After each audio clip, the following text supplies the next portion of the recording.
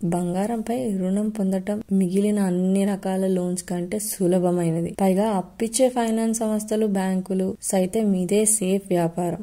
సంక్షోభ సమయంలో డబ్బుకు బదులుగా చాలా మంది బంగారాన్ని కొని దాచుకుంటున్నారు. ఇలాంటి బంగారం విషయంలో అనేక లాభ నష్టాలు ఉన్నాయి. అయితే ప్రస్తుతం దేశంలో 10 గ్రాములు 24 క్యారెట్ల బంగారం ధర 60,000 దాటేసిందండి. బంగారం రుణం అనగానే మనలో చాలా మందికి గుర్తు వచ్చేది Muthoot finance, Manappuram gold loan. ఈ 2 సంస్థలు దేశంలో బంగారం రుణాలపై వ్యాపారంలో చాలా ప్రాచుర్యం పొందాయి.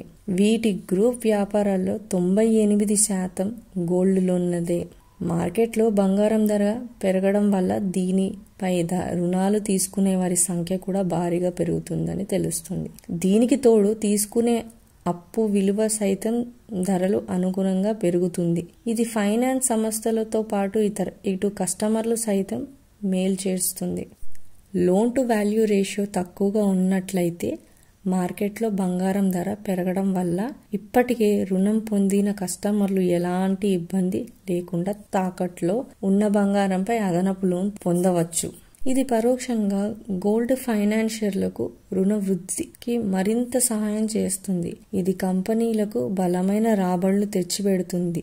ధరలు పెరగడం వల్ల రుణ సంస్థలు మరింత వ్యాపార అవకాశాలు ఉన్నాయని వెల్లడిస్తున్నారు.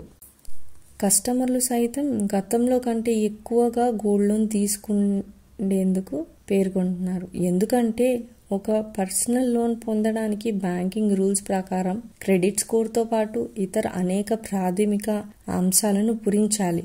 కానీ గోల్డ్ విషయంలోకి వస్తే మాత్రం అటువంటి అడ్డంకులు ఏవీ ఉండవు కాబట్టి. పైగా ఈ తరహా రుణాలలో వడ్డీ రేట్లు తక్కువగా ఉండడం కారణంగా గోల్డ్ లోన్ తీసుకునేందుకు మక్కువ చూపుతున్నారు. ప్రస్తుతం రాష్ట్రంలో చాలా పెళ్లిళ్ళు సీజన్ నడుస్తుంది. ఆభరణాలకు డిమాండ్ భారీగానే ఉంది.